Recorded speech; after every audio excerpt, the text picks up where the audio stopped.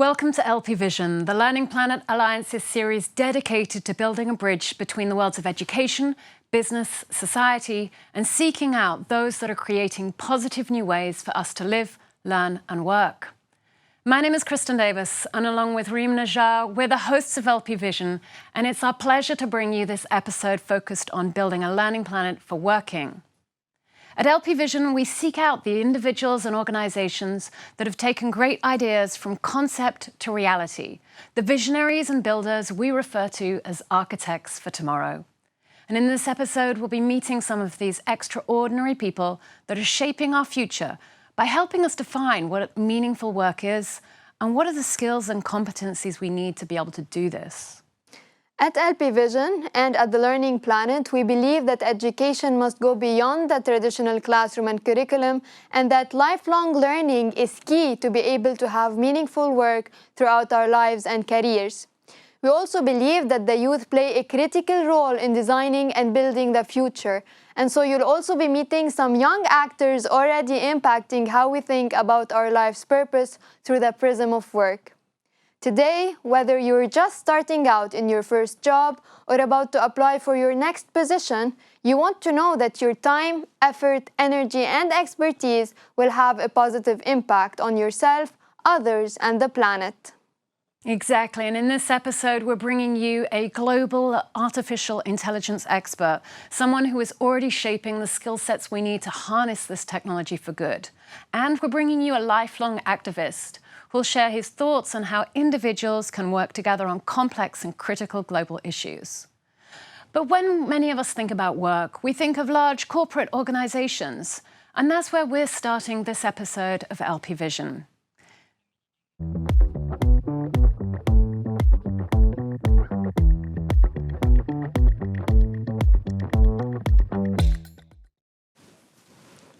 Let me welcome our first architect for tomorrow to the studio. It's great to have you with us, Emilie Carpels. Thank you. Hello, Kristen, and hello, everyone tuning in.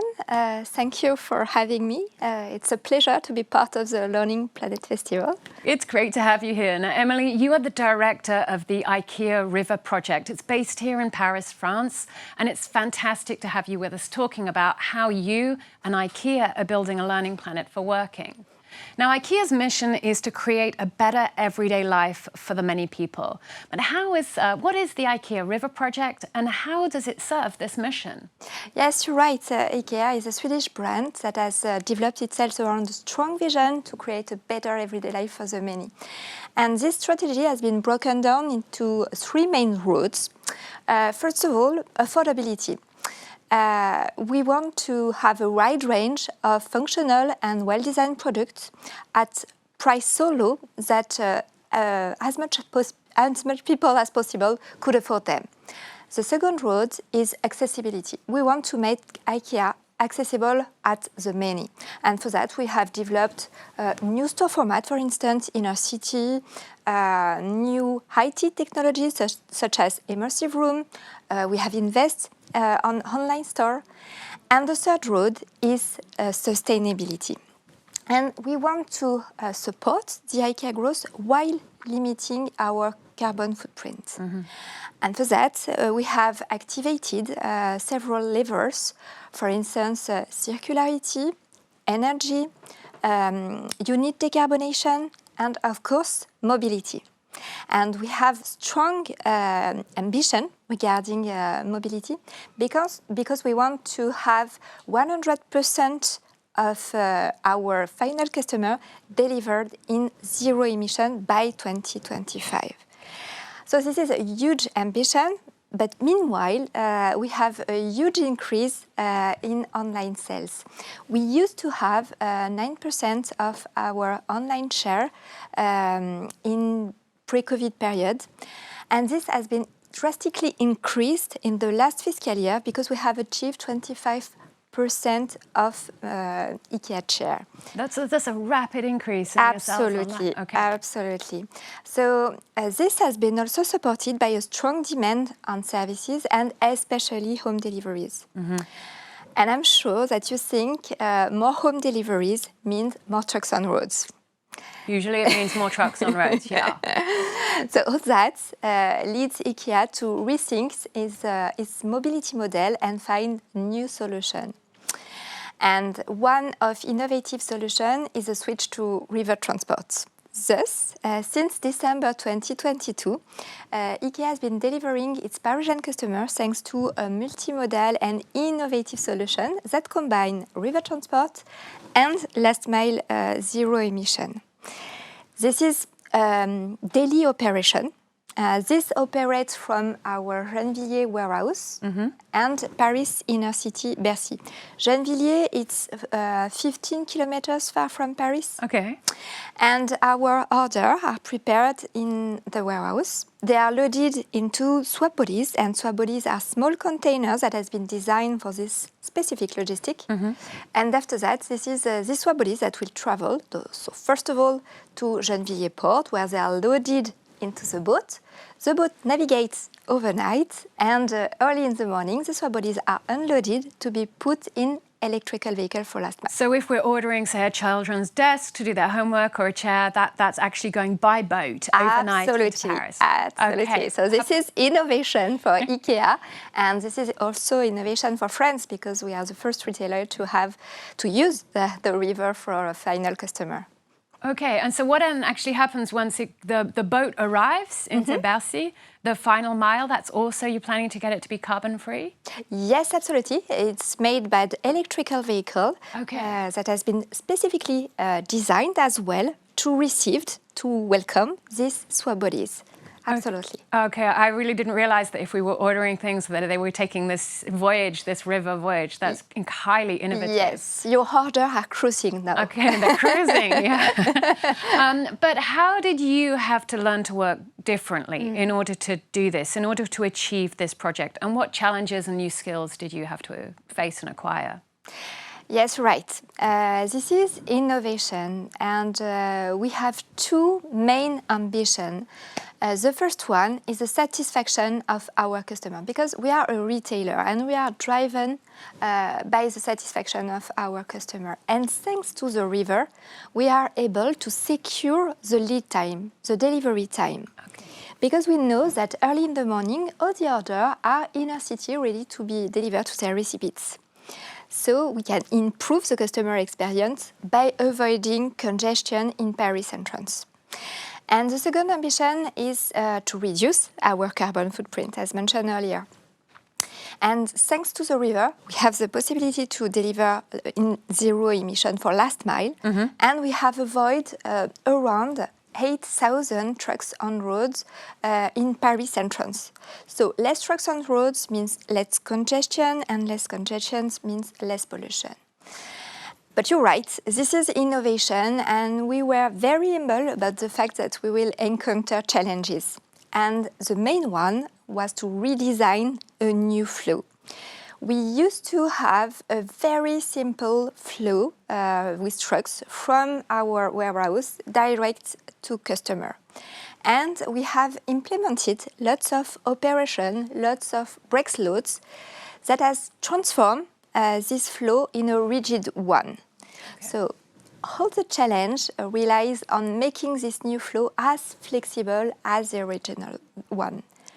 And for that, we have to rethink each operation in a millimeter manner in order to deliver our final customer by 48 hours after placing order. So it is a very precise timeline. We know that we have to cross the water gate at a precise time, so it means that we have to prepare the swap bodies at the right time, and we have to prepare the order at the right time as well. So you had to create this incredibly new complex chain, and I imagine work with different stakeholders as a result of using the river as well then. Yes, you're right. You're absolutely right. We were very humble also about the fact that we have not the knowledge in that field. So we have been supported by logistic partners, experts in their field. So we have selected Box2Home as a carrier. We have selected Sogestron as a transport river provider, and Trusk for last mile. And we have brought all the expertise, we have combined it to redesign this new flow. And the challenge remains on, coordinate all the stakeholders. And you're right, also, when you think about coordination, you have also to coordinate with communities, because communities have good inputs and recommendation. And the result is collective intelligence make it achieved spectacular results. And honestly, we have faced challenges, but we were very determined to decarbonate our supply chain. Now, talking about that, in fact, thank you, by the way, for telling us about this incredibly sort of new, innovative, but also complex project that you had to learn to put into place and learn to work with these new stakeholders. But reducing CO2 emissions and protecting our environment, that's now an objective in many companies, as well as for many people that are seeking purpose in their work. But it's also a domain that's evolving very, very fast. And so innovating in this space requires agility and new skills. How is IKEA ensuring that you have the skills to be able to deliver on your customer expectations and to deliver on your climate and environment objectives? Yes, absolutely, you're right. I've learned a lot with this river project, but I've also developed specific skills, know-how. And I must not remain the only one to have this knowledge. The benefit for the company is I disseminate as much as possible to others my knowledge. And for that, I think we can have three steps. First of all, you have to formalize the thing. You have to write process, you have to write handbook, routines, to have something very concrete to share to each other. The second step is the formal handover from project perspective, to functional operation. Very formal. And the third step is ensure the transition and be in support during this transition time to secure the flow. So I think these three steps of handover could apply for every project. That's fantastic to hear about sort of the collective intelligence that you had to bring in, but then also the transition and how you managed that project through. Now, IKEA has a keen sense of how we can create better lives for the future. Based on your vision of the future of society and the environment, what skills and expertise should the schools and universities be equipping our next generation of workers with? I would say agility first, and navigate in the unknown. But also humbleness and togetherness. You should be aware that you don't know everything and you have to be learned with each other. And perhaps to conclude, I would say that business is more than profitability. And non-financial criteria are increasingly crucial in this changing world. Emilie, thanks so much for being with us here, and we wish you and everyone at IKEA all the best with your projects to learn and build a learning planet for working. I love that you mentioned humbleness there as well. That's something we've been hearing throughout the day. Thank you so much. Thanks so much. Continuing to think about the future of work, we know that artificial intelligence is already a huge change driver in the workplace. And although it may be relatively new technology to some of us, it's certainly nothing new to our next guest.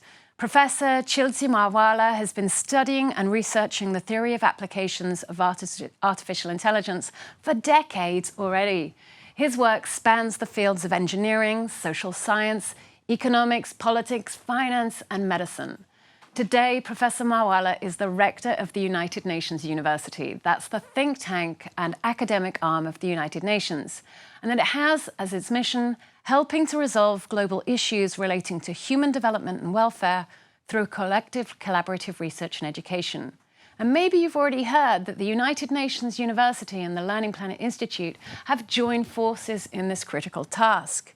The two organizations announced at the end of 2023 their collaboration to develop research programs and improve access to education so as to address the major global challenges and issues of sustainable development. Now let's go over to Tokyo, where the United Nations University is headquartered, and hear a special message from Professor Marwala on this UNESCO International Day of Education. Hello, Professor Marwala. Hello and bonjour to you all. I am delighted to address you all on behalf of the United Nations University on the Day of International Education at this wonderful festival organized by the LearningPlanet Institute in Paris, which we at the United Nations University fully support. I will speak about how artificial intelligence is requiring us to evolve and how these changes require adjustments also to our learning systems. As the COVID pandemic engulfed the world, AI proliferated alongside it. We were called to adapt globally as these changes happened rapidly and soon became commonplace in the workplace. Though there had long been predictions about this shift from futurists, the future of work has arrived and much quicker than anticipated. Since 2020, the use of AI has become increasingly widespread. People are calling for a learning revolution to keep up with the scope and breadth of changes. These are, however, some considerations for such a revolution. For example, how do we ensure inclusivity and diversity in this change, particularly as AI increasingly emanates from the global north?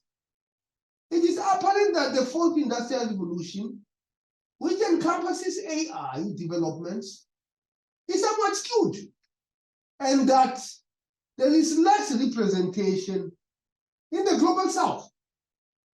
This requires more inclusive and representative data sets to train and inform algorithms, to reduce bias. One of my recent research interests at the United Nations University is the use of synthetic data. That means data created by algorithms that reproduce some structural and statistical properties of real-world data that can address challenges such as data set scarcity, privacy, and bias issues, and raise concerns about data quality, security, and ethical implications. Embracing synthetic data in tandem with real data allows for the development of AI systems that are both robust and ethically sound, fostering innovation while respecting privacy concerns. Additionally, there needs to be further exploration and implementation of techniques that identify and mitigate biases. To achieve this, collaboration with AI researchers and institutions globally is required to incorporate diverse cultural and linguistic nuances in the models. Another issue I have worked on recently is cross-border data flow. As we consider what collaboration entails, it is clear that data flows facilitate worldwide access to extensive and varied data sets.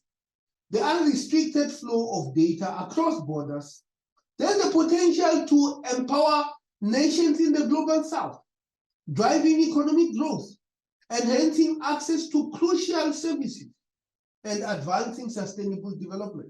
It offers the means to bridge the gap between the global south with the global north.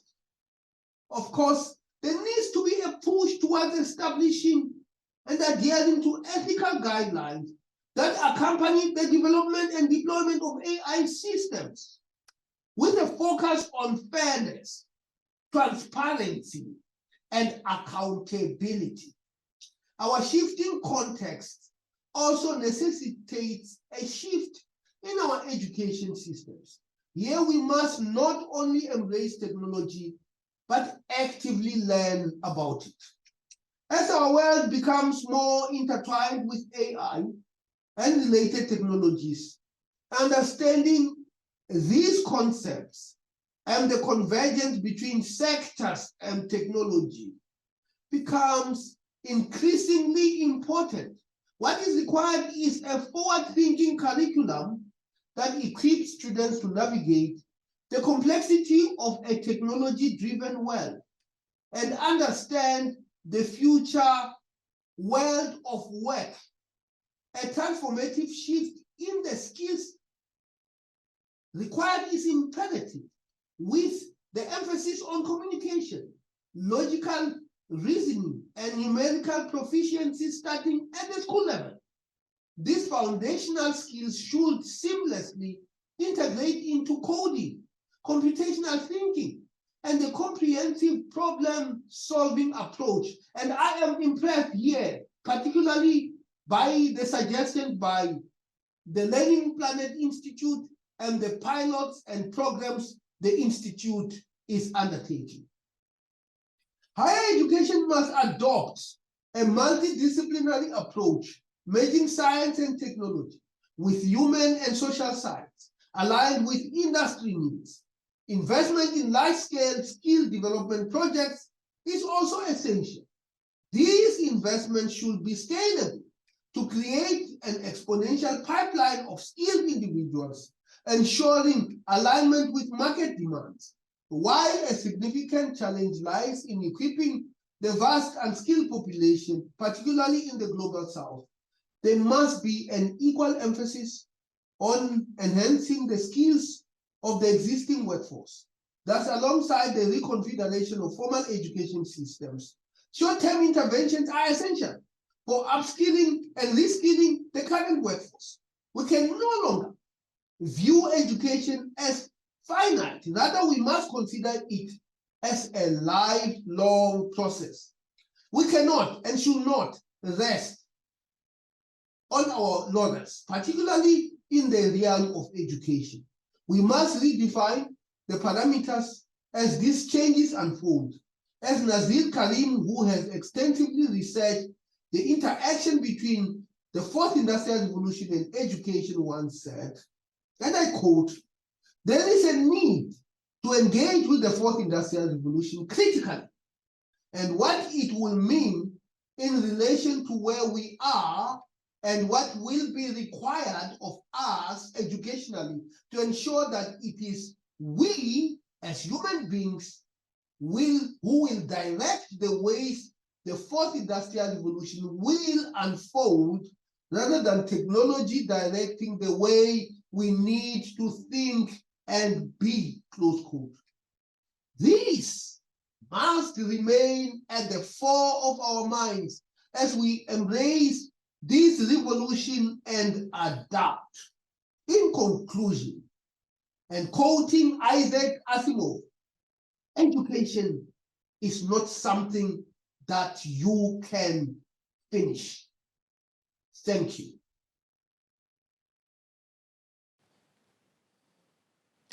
Thank you, Professor Marwala, for your video message and that quote about what will be required of us educationally to ensure that it is us, human beings, who direct the ways the Fourth Industrial Revolution unfolds, rather than technology directing the way we need to think and be.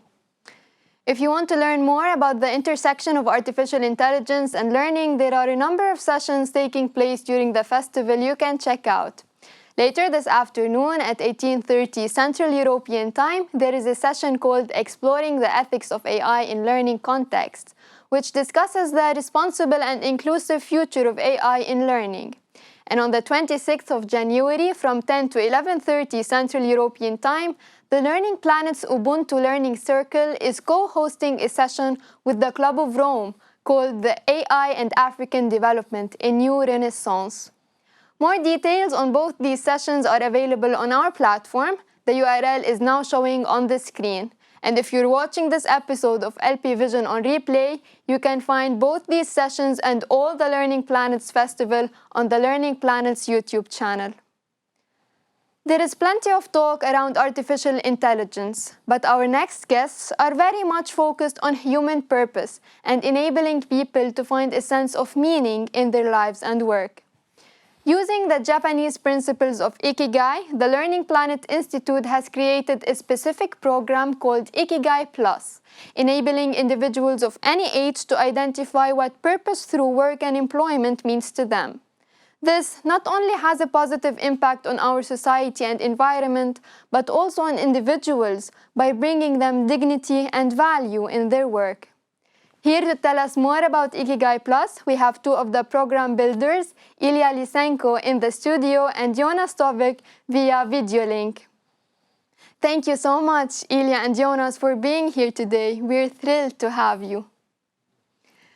Jonas, I'll start with you.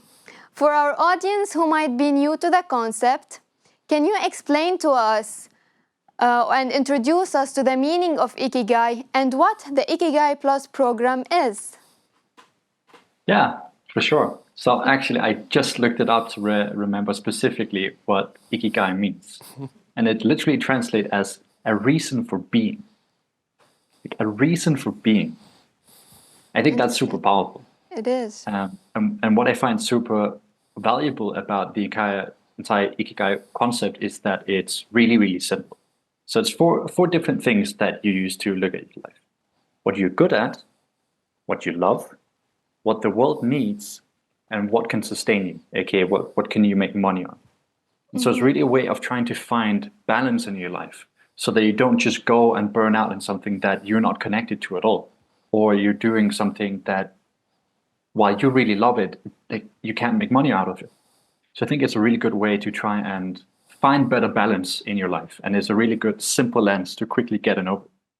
What's so genius is about the Ikigai Plus program is that you're introduced to the concept, and then there's lots of sessions following after that are each just giving you different lenses to understand these four different bubbles that overlap and intersect.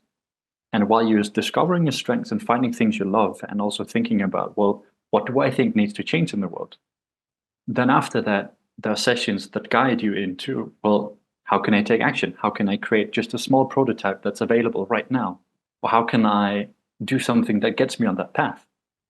And they do that online, which means that it's easily accessible for everyone everywhere in the world. And the facilitators are wonderful.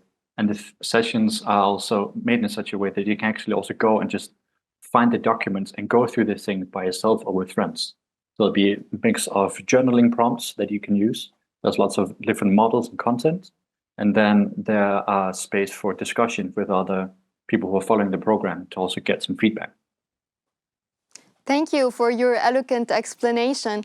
And this brings me to the developmental process of Ikigai Plus. Ilia, how did you translate the philosophical principles of Ikigai into a practical and an accessible program? Thank you, Reem. Thank you, Jonas, for giving this intro and being here. I think the question about how can we make this program practical, even when we talk about self-development or purpose intervention program, this question what we had in mind. How to make these philosophical principles be translated into particular skills and feasible tools that you could implement by participating in this transformative journey in a sense that you take in. And I have to say that LPI has experience of 5 years of the Ikigai Lab working on and providing research, delivering trainings on that. In total, we delivered around 300 workshops, and more than 2,000 people found the Ikigais. So that was theoretical base for the program that we created for the Ikigai Plus. And tackling this issue that every workshop that we created and we designed, it has a particular set of feasible and tangible tools and skills that you acquire. For example, you start with Discover Your Ikigai. As Jonas said, there are a couple of different sessions over there. You start with little draft. You start to explore what you might like, what you don't like, what are the kind of challenges around there that kind of brings you to the passion brings you to life, that makes you wake up in the morning, that you'll be happy to face them and find solution. So that's the very, very beginning of the journey. And going on, we have a menu of 8 workshops that is tackling very different circles of the Ikigai, as Jonas explained earlier. And each workshop has a particular tool that you can learn, and you can acquire some like new knowledge and as well some skill that you can implement straight away. And I think that is how we're managing to deliver this program, because given the feedback, I know we're going to talk a bit about the feedback later, we designed a new chapter recently, a couple months ago, which is based on design thinking and project management tools, which are focusing exactly how to make your Ikigai your life, how to bring this statement into the action, make a concrete planning, make a step-by-step visioning, and act on your Ikigai. That's nice to hear, Ilia. Thank you. And of course, part of our purpose in life is working. And so this brings me to my question, Jonas. Today we are living and working for longer, and to keep motivated, we must seek out meaningful work. How does Ikigai Plus help us do this? Well, the smart thing about it is that, first of all, you're with other people and you have a sort of program to help you look at these things in a more detailed way. And again, you have these 4 different circles that you can look at. And I think what it can really help you very clearly is find more balance of, well, am I really passionate about what I'm doing? Or is this actually doing good for the world? And is that something that really matters to me? And am I doing something that maybe shouldn't be mine to do because someone else could do it better? And I'm spending a lot of energy, a lot of resources on something that, yeah, I would flourish better in another way. So it's really a nice way to learn how to find more balance and to think about these things. And I think the thing that it's super simple makes it easy to keep in your mind. Because often what happens with these models is they're complicated and then you sort of get lost. Ikigai is very simple, so you can have it with you in the head also throughout your normal days. That's wonderful. And now I'm curious to hear, Ilia, what feedback have you heard from people who have already been through the program? It's a lovely question, thank you. So we ran the first iteration of the program this summer, and in total we have more than 150 people who signed up for the program and went through this. And we asked for extensive feedback with the numeric data, but also we scheduled one-on-one interviews to get the opinion and views. But before jumping to that, I really want to answer your question directly. We had an amazing session earlier today, Ikigai Wellbeing and Well-Doing in the Learning Planet. And there was one comment from one of participants who went through the program, and she shared in the chat, "It is the best learning experience in my life. I was so lost what I'm doing. I was so lost with my university. I was so lost with my professional career. But after these weeks of journey, I finally found something that I really want to do." So I think this is a perfect example that we generally receive this feedback. And the second thing that I cannot mention is that since we run this program through our global community of youth fellows who are hundreds of people all over the world, who are proactive, who have very solid positions, very smart and bright people. So this feedback that we received, it was very positive, but what's more important is that this feedback comes from very different backgrounds. We have participants who were students at schools, who are students at universities. We have participants who run in their NGOs or who are social activists. We have people who have experience, professional experience or career experience, and professional game changers already. So it's very diverse in terms of their professional paths. In addition, they come from very different regions, very different economic stations, very different spiritualities that they have. And that's what makes the program, I think, very valuable, is that we're trying to tackle the global community and global challenges, adapting and creating the program that's gonna be suitable and actually valuable for almost everyone in the world. You know, as a participant of the Ikigai program myself, allow me to give you a live feedback right now in the studio. Me being part of this program, it was me going into the sessions for 1 hour and a half, and just recharging, getting in positive energy, connecting with people who are like-minded, who really understand what a game changer means. And so it was an amazing way for me to get inspired, and not just inspired in my work, or it was me being inspired in every other aspect in my life, whether it is my internship, whether it is my university, my work with my friends, my family, my relationships. So it's an amazing experience. And this brings me to the last question here, Jonas. For individuals who are asking how they can find and create meaningful work, what advice would you give them? Well, of course, start the IKIGAI Plus program. That's a good beginning.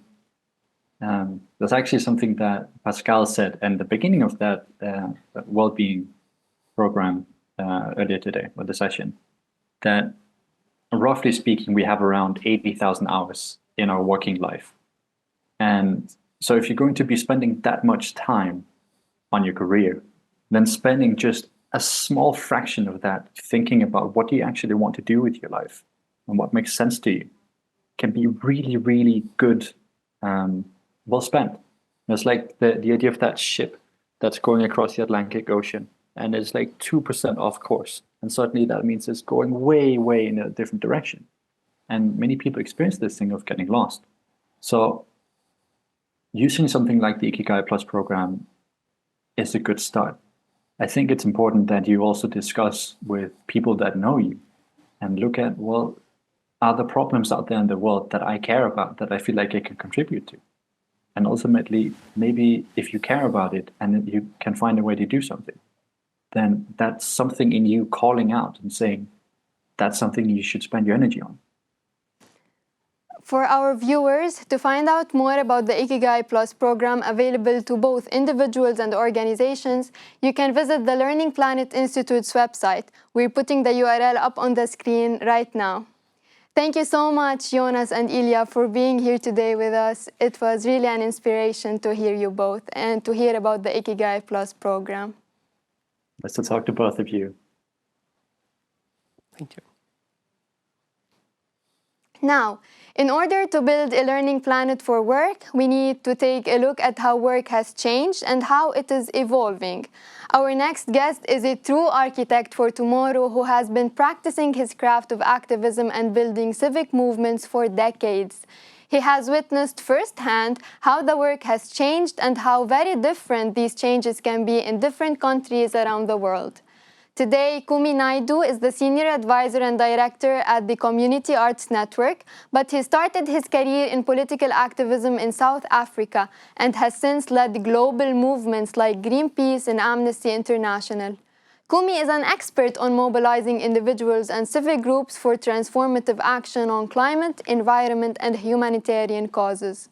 We got a chance to ask him some questions so we can learn how the work of activism has evolved and how citizens, ordinary people, and civic society can work together to bring extraordinary change.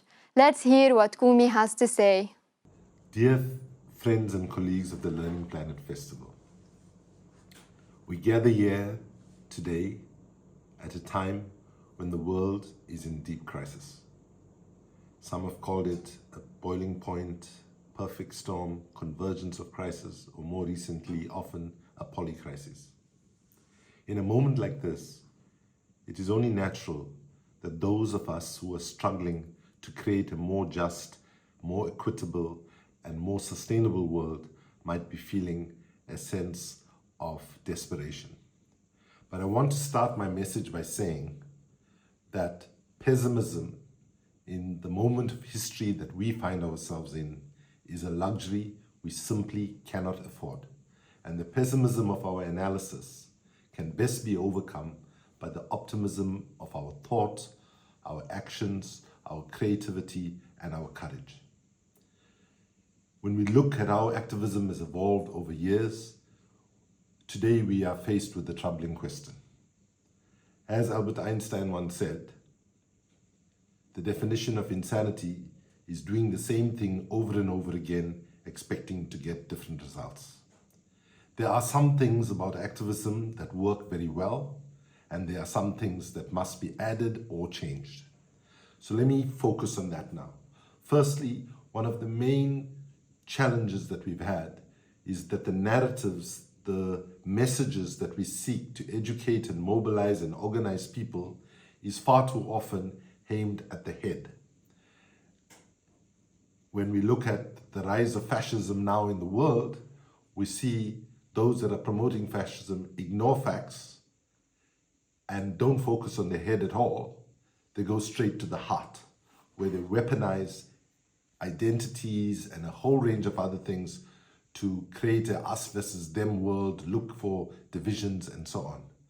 So it's critically important that those of us seeking a more just world must be willing in this moment of history to start thinking about how we address people with greater respect, with greater sense of urgency, and with greater accessible narratives that make sense to people. Now, I'm not saying we should do what the fascists like Donald Trump do, which is to tell lies, but facts can be presented in a way that we do so much more creatively and so on. And that is why in this moment of history that we find ourselves, we have to harness the power of arts and culture for the kinds of changes we need to address the climate crisis as well as the intersecting crisis. Now, harnessing the full power of arts and culture alone will not deliver us the results that we need.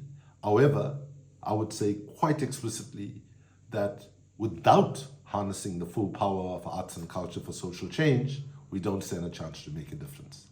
The second thing that needs to change is our mistake of access for influence. What do I mean by this? Some have called this, we need to move away from handshake activism. So over the last 20 years, in many countries, as well as at global institutional level, like UN structures and so on, we have seen more and more access for civil society to engage, and many of us have struggled to win that access. But if I'm brutally honest with you, as a head of Greenpeace, Amnesty, Civicus, and other organizations, when I've met heads of states, ministers, and other senior officials, I can safely say that when I went into those meetings, I knew what they were going to say, they knew what I was going to say, I knew how the meeting will end, they knew how the meeting will end. It was a ritualistic exercise. We deluded ourselves that those meetings required massive investments of our time, effort, and so on. And in fact, in reality, those that we were meeting on the government or corporate sector side ticked off a box saying civil society consulted, and we ticked off a box saying government or corporate sector lobbied against. Now, I'm not saying that we should never meet with governments at all, or never meet with business to push them to do the right thing, but the proportionality of our investment needs to change. We need to change our gaze. Rather than looking to those with power and appealing to them as beggars to do the right thing, we need to look more and more at the role of ordinary people in all the fights in this moment of history that we face.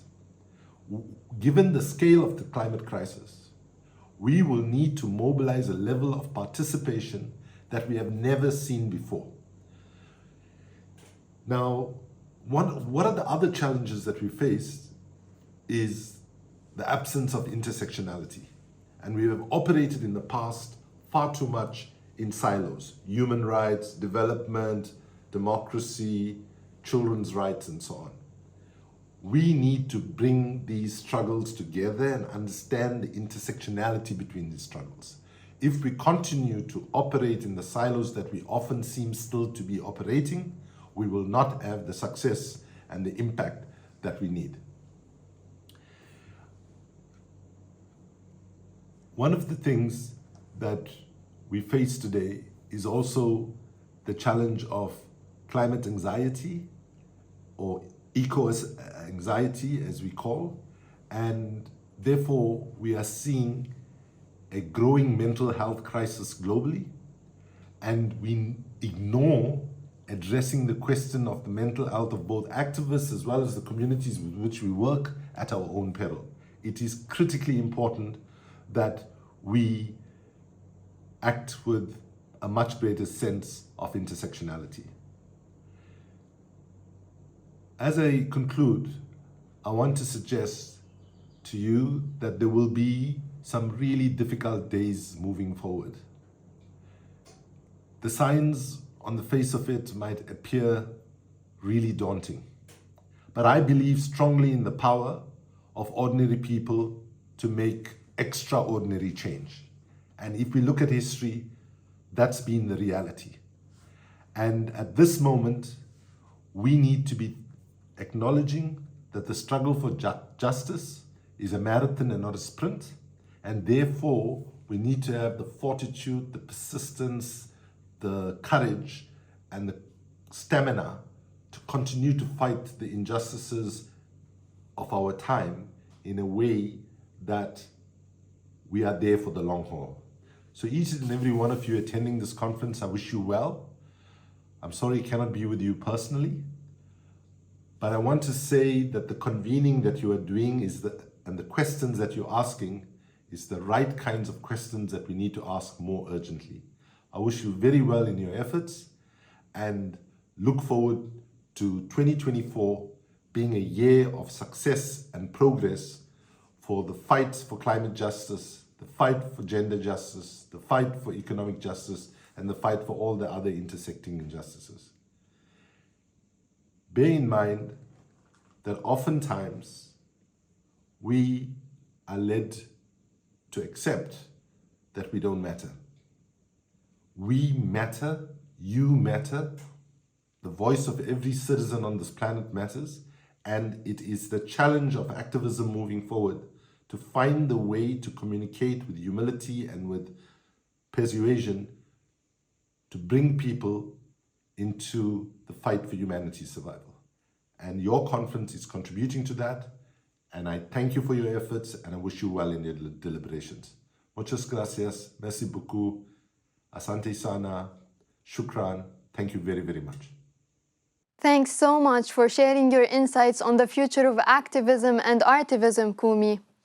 As we can see, work in all its forms is going to keep evolving as our challenges and new opportunities arise, which is why we dedicated this episode of LP Vision to building a learning planet for working.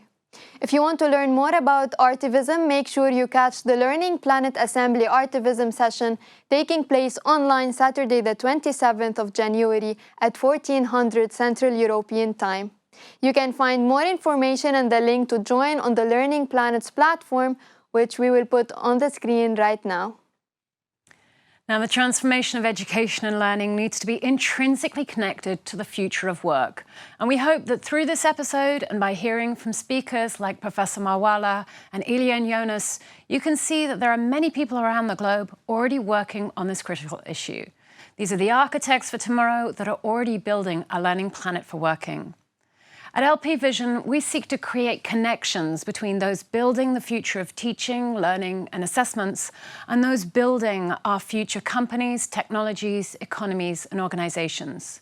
But we've only had a chance to hear from a handful of individuals and about a small number of projects during our episodes today. Luckily, we have the Learning Planet Alliance's platform. It's available 24 hours a day, 7 days a week. Here, this is where you can find, connect, and take part in initiatives and transformative actions being driven by the Alliance's global network. It's more than 400 organizations and thousands of individuals. So, if you've enjoyed this episode, be sure to check out the platform and meet other architects for tomorrow. The URL is on the bottom of the screen. And if you're a young game changer, make sure you apply to become a Learning Planet Youth Fellow and meet people like you already making a difference to the world around them. If you're a teacher, make sure you check out our Teachers for the Planet program to connect with resources and other education professionals looking to advance learning to take care of our planet. Now, we hope you've enjoyed hearing from our architects for tomorrow. And if you've missed any of our earlier episodes, those on building a learning planet for living and for learning, make sure you check out our YouTube channel, as you can find all of our LP Vision episodes available for replay right there. We want to thank all our architects, Emilie Carpels, Professor Marwala, Ilia Lysenko Jonas Søvik, and Kumi Naidoo for joining us here today on LP Vision.